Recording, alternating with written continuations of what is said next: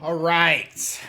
Well. So I told the UEFN community on Twitter that if they get my post to 500 likes, I'd make a tutorial. Honestly, I didn't think you all would do that for an inspect item mechanic, but clearly there's a desire. So here's a video tutorial for you. Follow, subscribe, or whatever. Step 1, stay organized. Come on over here, right click, create a folder. This will be your inspect item stuff. Now, normally I feel like folders are kind of obnoxious because you always have to be dragging and dropping things into it, but if you right click on the inspect item, you can make current folders. So now, whatever you drop into your scene will immediately go into this folder. You know, keeps it clean, keeps it organized. Now, step 2, first person mode. You're gonna go hit the cube and go to volumes, blocking volumes. So here is what will give you the first person mode. All you gotta do is go to collision presets and scroll through this lovely long list of things, looking for a very specific thing that I can never find. And I'm gonna make you watch me search for this just so you can feel the pain of searching for this. There it is, fork camera only. So what that will do, it will force your camera into first person mode. So push changes to see it in effect. Okay, and then you can check it out in Fortnite, and there you go, you got first person mode. Step 3, drop in your assets. So the things you will need a cinematic sequence device. You need a granter.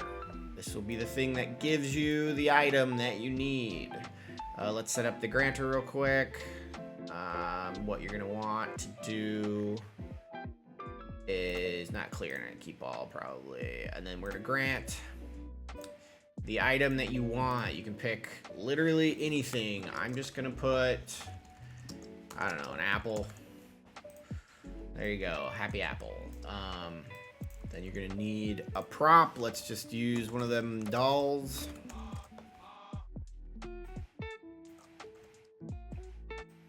Nice little guy right there. Definitely never gonna do something evil. And then you're gonna need a button device. And then you're gonna need the item that will be your kind of key. Let's see if there's just like an apple prop. Aha! I think that's everything. Cool. So now we are going to set up your sequence. Step 4, sequence setup. So let us set up a sequence. So we're gonna drop in a level sequencer. This will be the inspect item. Cool. So what we're gonna do is prep our little item guy. Let's just put this apple. He's hiding it behind him. He's just gonna be hiding it right here. And then we're gonna put the button device on him. Doesn't really matter where, because let's set up this button device real quick. Let's make it not visible during the game. Let's make its interaction radius a little bit larger, and then we'll put the inspect. Cool. And then we're gonna drag and drop this thing onto the spooky doll. The reason we're doing this is because now when you move the spooky doll, it's attached to it. So they're all connected. So when I drop the spooky doll into here, into the sequencer, and add a transform track, I should be able to animate this guy really easily. So the way the sequencer works is it's a keyframe animator. If you don't know what that is, I'm not gonna explain it. So you're gonna hit this, it sets a key here at the beginning, and then let's say I want this sequence to take about 30 seconds for about 1 second for it to get up. So let's see what we go about this. Take a lift. Okay, and then let's set a key just about 10 frames in. Set another key, and then this. Let's set a key here. So now we've got a simple animation. Guy going up and going down. Cool. So that's all you need for that. But we're gonna need a camera. So click this button right here. Creates a new camera. Automatically sets it up.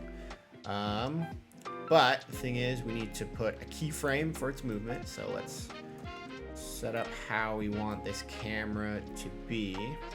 So I would recommend this beginning camera bit. You want it to be as close to what the original kind of visual that your player is going to be when it looks at this. So I needed to look up what the actual like focal length of the player camera is, but we're just going to leave it at default for now. So make sure you key that. And I would also key the focus distance. I think there's a way to tag. Yeah, so if you go into the focus settings of your camera, you can sample scene depth and click that, and it will put the focus exactly on the character. Now, this isn't important with wider cameras like this 35. The focal distance, the focal range is pretty wide, but you'll see in a second that that's important because what we're going to do when we move follow. So I would recommend also here set a keyframe at the end because we want it to be, we want this to be this at the end of the sequence as well, because we're going to do the whole sequence of looking up and then looking down. But now let us tilt the camera. Let's go to pitch. And looks good. Let's see if that works. There you go. Now you notice it's going because I got to set a second keyframe. Copy this keyframe and set it to 40 and down. Super simple. So what I did on my video, I'm kind of a big camera person, so what I like to do is I wanted to flatten this image and make everything in the back blurry as well. So the thing is, when you have a wide camera like this, your focal range, everything's in focus right here. You see almost everything, and it starts to fade out maybe at the horizon line. But if I put this to 85, and then if I right click and I click back, so we're gonna scoot it back a bit, and then we're gonna do the focus thing again, make life easier. So if you notice,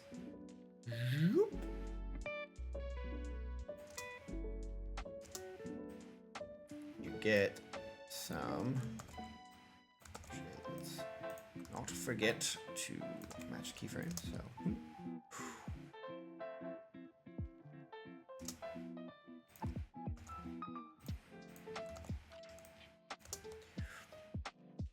you get some warping. If you don't like it, you don't have to do it.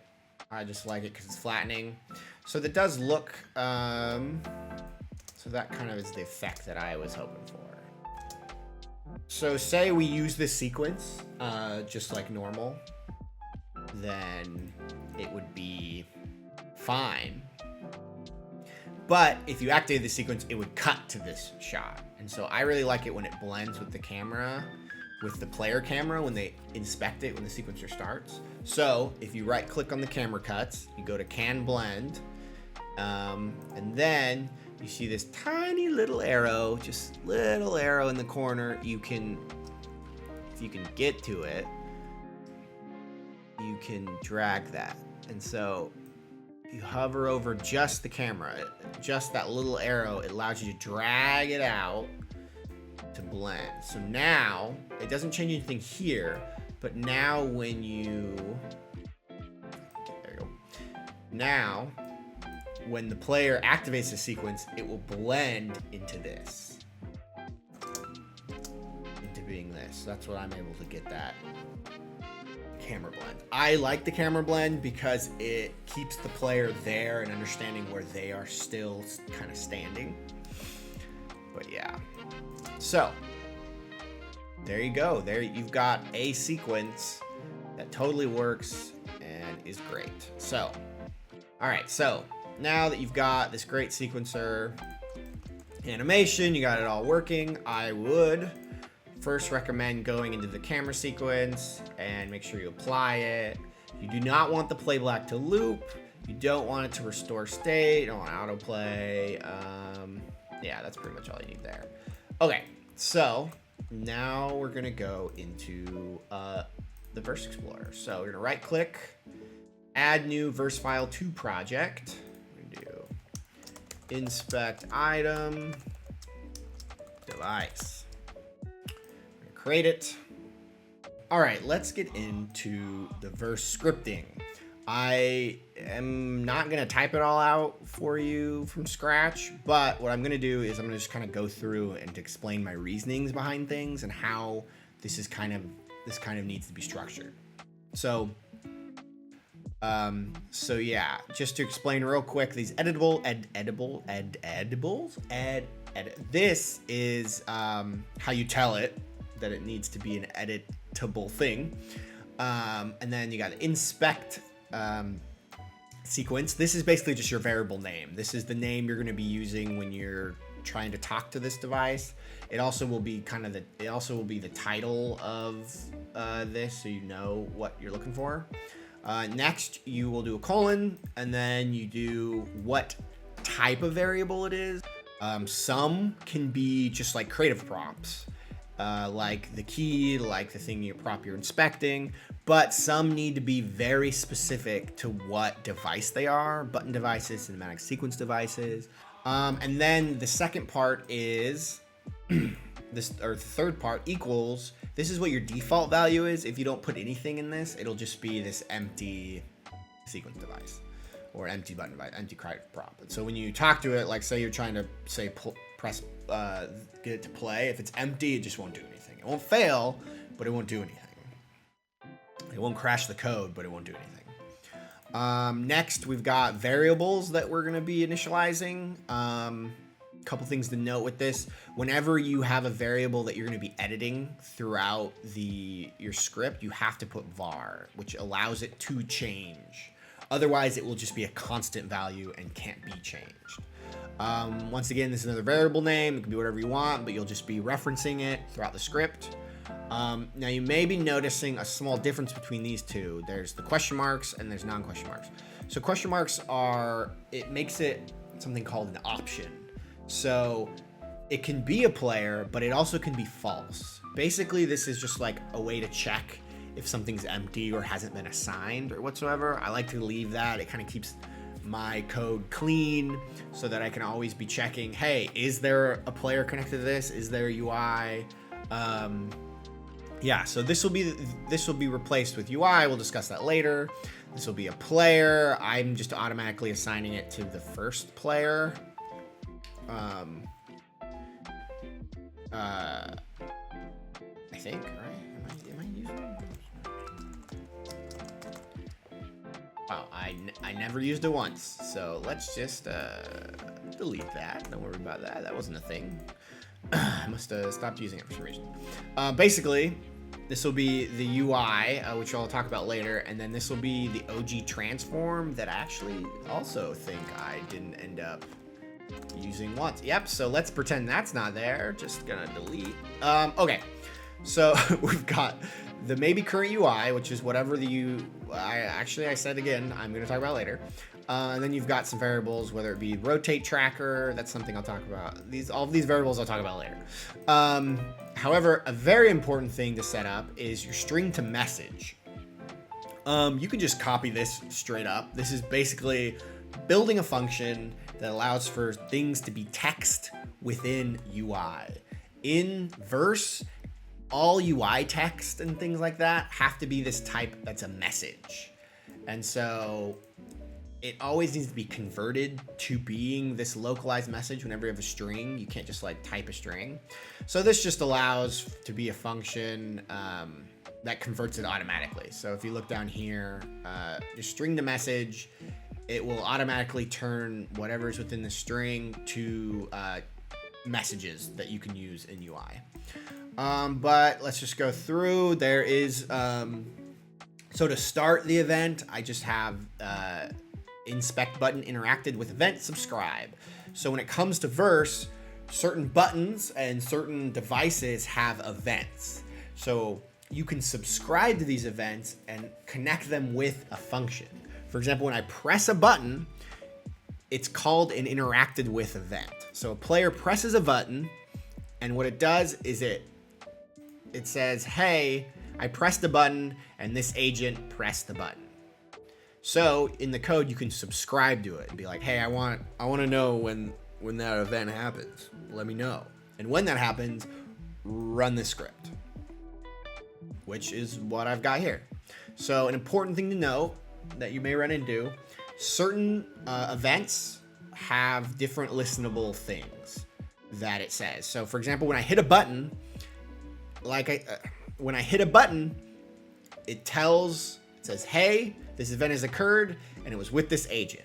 So any function you put in this subscription thing has to receive an agent. So a lot of scripts use different things. Some scripts will use a fort character. Some scripts will use an integer, float. Doesn't matter. Whatever the event is, whatever it's listening, whatever function you have running here has to receive that thing that it's listening for. So on my next part of this on begin, basically, I want the player to be invisible. I would recommend just doing this, if you're doing like a full game or whatever, don't do this, but do it within the code of the actual button pressing, but I'm lazy and I just wanted him to be hidden. Didn't want to deal with it. So what this is doing is an if statement. Basically this is getting, actually I don't like that this is called character, so player. So I'm gonna just do a little switcheroo here. So this is saying if you get basically. So what this is saying, is it's getting the first player, the fort character from the first player. So it's getting the play space, which is like the game, and then it gets all the players. But then it's taking the first player, and from that first player, it's getting the fort character from that player. Thus, the fort car, which then you can hide. You can't hide a player, you can't hide an agent, but you can hide the fort character that it's connected to. Usually anything that is more physical, like the physical character in the scene, relates to the fort character. I would look up the documentation to see what you can do with the fort character, because that's most of the ways that you'll be able to affect like an actual physical player, though it's pretty limited right now. All right, so let's get into inspecting the prop. Inspecting the prop has two different portions of it. There is the actual building of the UI, and then there's the playing of the cinematic device. I'm first going to explain the cinematic device. So the thing is with Verse right now is you can't actually tell a cinematic, hey, I want you to stop at frame 35. Like, I just need you to pause. So I kind of have a good old janky solution to that. So basically when you start the inspect, it plays and then it'll sleep and then it'll pause after 1 second. Now, like I said before, I added a little buffer room, but that's because sometimes the sleep isn't completely accurate to 1 to 30 frames or 1 second within the sequence. Sometimes it like misses it, it's a little forward, a little back. So I just add some buffer just in case. It's really not a big problem. But basically, though, you may notice that it has this little suspends thing. Because the thing is when you're affecting time in verse code, you can't just pause normally. Like within this, if I tried to sleep this, it would freak out because this doesn't have suspend effects. So when you have things that you want to pause, but you want to keep the rest of the code going, or when you need to control time, but you don't want it to like affect everything else, you have to put this suspends specifier or modifier, specifier? I don't remember, whatever. This specifier. So it's telling Verse that, hey, I want to affect time. What I need you to do is I need you to allow me to control the time. It makes it so it can be suspended. It can be paused. It can be started and things like that. And the way that you run a function, however, you can't just put that into anything. You have to actually spawn the function.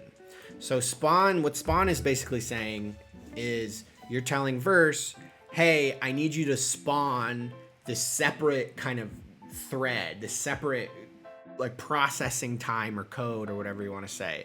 So it kind of splits your script. So you've got everything else going on, but you also have this start inspect that's occurring. So like when you sleep it for 1 second, and if something else, if I like printed after this, it wouldn't stop for a second and then do that. However, if I printed here,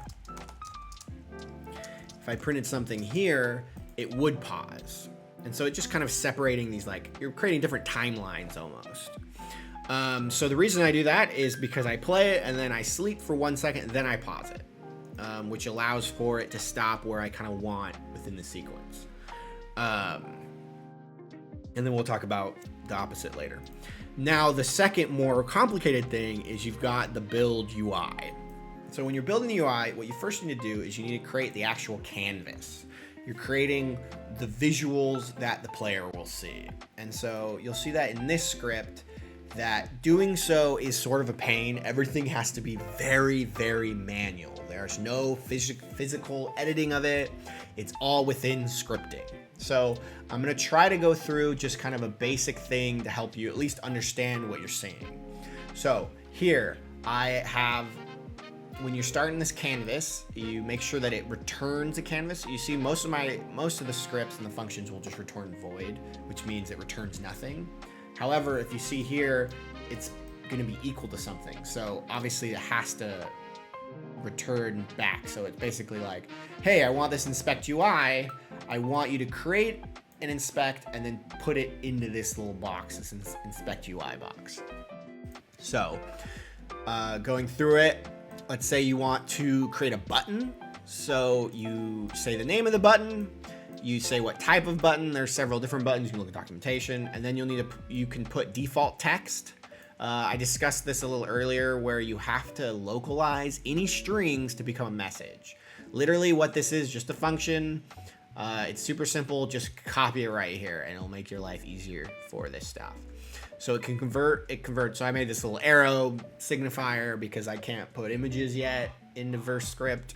There's your button. Now that I have a button, I also need to, like with the button device, you need to subscribe. So here's how you subscribe to it. You get the button variable, do on click, subscribe with whatever function you need. And we'll talk about how to set up the functions because, like I told you, some events have different listable things. With this, it's a widget message. So it's very different than an agent, but surprisingly similar. But I'll explain that later. So now you've got a button, your rotate left button, you've initialized it, you've subscribed to it. Now you need to put it onto the actual canvas that we're creating. So here you are initializing your new canvas UI. So the canvas is just kind of like, this is the screen. And then there are like slots in the canvas. I'll be honest, I don't know. Again, I am not classically trained in a lot of programming stuff. I did a lot of C++, but I understand the concept and I go for it. So within the canvas, you need to have slots, an array of canvas slots. So each of these canvas slots are a different button or different item. They're actually called widgets, different widget in this canvas. You put it into a canvas, you actually can add widgets just directly to a player's UI, but you won't be able to adjust where they are on the screen. This is kind of the way you do that. And so there is a monstrosity of different anchors, offsets, alignments, size of content, widget. There's some good documentation on this that it will explain all the little bits. The important thing that I would tell you is right here, the minimum and the maximum. This is actually, this is where you're going to be telling it where to put it on the screen. The X value and the Y values, it's normalized, so it's between 0 and 1. So say 0 for X is the far left, 1 is the far right. And so you kind of decide based on that. And so you're just here, this is the left part of the button, this is the right part of the button. So it's X, and then the Y is the top, and then the Y here is the bottom. And so that's your button. Everything else, figure it out yourself. But widget is important. This is where you name what the widget that you're going to be placing onto this canvas slot. So here you got button left. So you do that for all your other stuff with the on click, on rotate right, on closing the UI. So there you go. Now you may have noticed that the UI adjusted and changed for when the key was revealed. And that's why you'll see right here the create UI key. Unfortunately, whenever you try to add a canvas to a UI, when there already is a canvas UI, it'll just override it. It just overlays on top. It doesn't override it, actually. It overlays on top of it, hiding whatever's underneath, which is really obnoxious. And if you know how to fix that, shoot me a DM, talk to me, and I'll love you forever. Otherwise, you just have to redo literally that entire, my entire UI, but I also added the key grab button. You may have noticed a slight hitch in when you're watching the video. That actually is when you put a new UI canvas, it forces your mouse to the center of the screen. It like teleports it.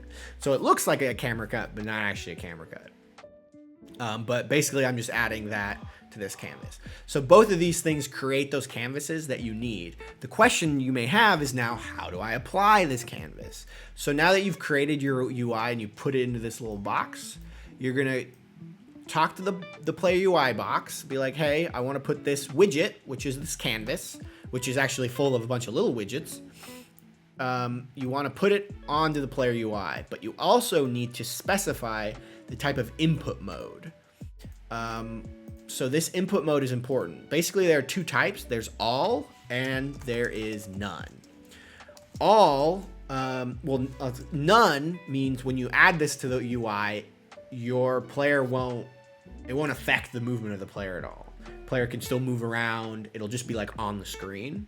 However, we want it to all because it forces the player to stop moving. They can't move anymore. They don't have control. All they can do is just interact with the UI. So they'd be able to interact with the buttons, use their mouse, controller, whatever, to select the buttons. And the only way out is by reversing this input mode, which is or closing the UI, or closing this widget. So once if this widget ever gets removed, they will gain control back. And then I set the maybe current AI, UI. So right now the UI is false, right? But when I set this, it takes, it converts it to an optional, which is something you gotta do when you're using the question mark stuff. And it takes your inspect UI, which is this widget that you've already got this box. And basically you're saving it for later when you need to remove this widget. I don't know how to just like wipe all widgets from the player UI. If you do, once again, eternal love, let me know. But this will set up this for later when you need to remove that widget. So now you've got the item. It's right there on the screen. You're able to inspect it. But the thing is all your buttons do nothing because you didn't actually create these functions. So then we just head back down. So let's look at my rotate left. So I was extremely, it was extremely late last night when I was setting up this up. So I was super lazy with how to rotate to track whether we were looking at the back of the object. There are much better ways to do this, but this is how I did it. So basically, when you click the left button, you are adding 1 to the rotate tracker. And that means that at any point, if this rotate tracker becomes 2, so if you turn it around, hit it twice, and it rotates left twice, it will activate that key UI stuff, and it will add it. You can look at the script to see the actual, what I actually do, but I don't really know, it doesn't really need to explain it because it's just repetitive. However, you may wonder, how do I rotate the prop? So here is where we get back to that spawning thing. So I'm gonna rotate prop yaw 90 degrees. This is a custom function that I made out of some laziness, but you'll see because I'm still learning how verse works. This is just kind of how I adjust rotations and things like that. So this needs to be spawned because not only when you sleep things, also when you're moving. When you're using the move to function, you also need to use the suspends because you're controlling time, like because it's looping through this prop move to over the frames for whatever the amount of time you tell it for it to move. So right now it's 0.2 seconds. It'll do it. It'll suspend for point. So you want to get the transform of the prop. You get the translation. So basically, once you get the transform within the transform, I get the translation and I'm getting its rotation. However, I'm going to be changing the rotation. So I want to apply yaw, which is kind of that rotating. It does it in radians, which is annoying, but that's how it is. So to get a radian of something, if you wanted to rotate an object 180 degrees, all you got to do is put pi float into it. Pi float is 180 degrees in radians when you're rotating things. However, I want it to only be 90, so I'm dividing it by 2. And I have this change function because I'm allowing either if you're rotating to the right or the left. So this basically it's negative or positive 90. But then I'm just moving the prop using the translation that it already is. So basically it will not move its actual position, but it will rotate with this new rotation that I've applied the yaw to, and it'll take 0.2 seconds to do it. And this is all adjustable as much as you want. Yep. So that's how you rotate props. So that's how you rotate the props. Now, once the actual showing the key UI, what I did is, if you scroll down to here, similar way that I've added the UI before, except for what you're going to want to do is you're going to remove whatever the current widget is, and then create your new key canvas, and then you add that canvas to your player UI, and then you set that maybe current UI to be the key UI now. So this is basically just duplicating the same canvas, except for it's adding this button. Once again, I still don't know how to add multiple canvases and stuff together. Can't really do that, I don't think. Once again, eternal love, let me know, please like and subscribe, whatever. Yeah, so that's how that works. So I think the last thing that I need to describe, actually, no, because you want to affect a device here. So now that you have this key UI showing up, you're gonna want to have them click subscribe, that key grab, to grab key. So if they press the button, it will do this. So I have this key grabbed logic that's Boolean, just so for the rotating thing. Basically, once you've picked up the key, if you have this set up, it won't work anymore. You can't pick up the key more. So next, you've got the key granter, which needs to grant the item to the player. Now you may wonder how I got the player. So basically, when you interact with a button in the UI, it returns a widget message, which have 2 variables within it. It has player and it has .source. So .source will give you the widget, .player will give you the actual player.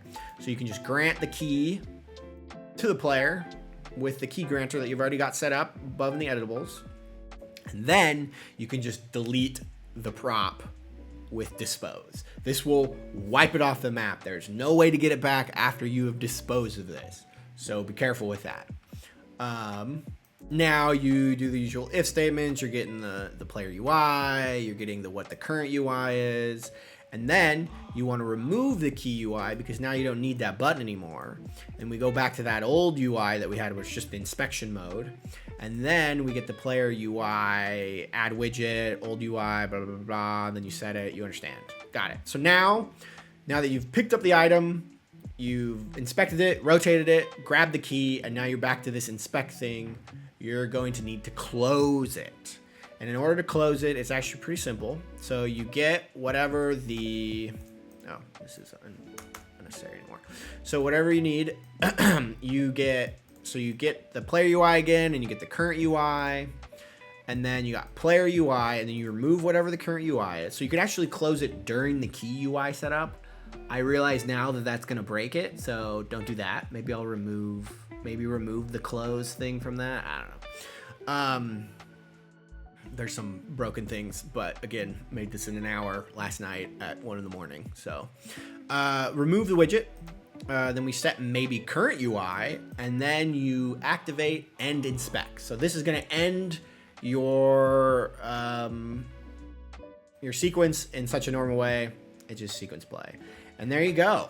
That's pretty much everything. Once again, I will post this script somewhere. I think the forums as a snippet, or maybe I'll put it in GitHub or Pastebin. Pastebin sounds easy. I don't know. Anyways, hopefully this was great. Like and subscribe if you'd like to see more recreated game mechanics in Fortnite. Comment below.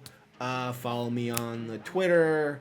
Blah, blah, blah. Have a good day and good luck.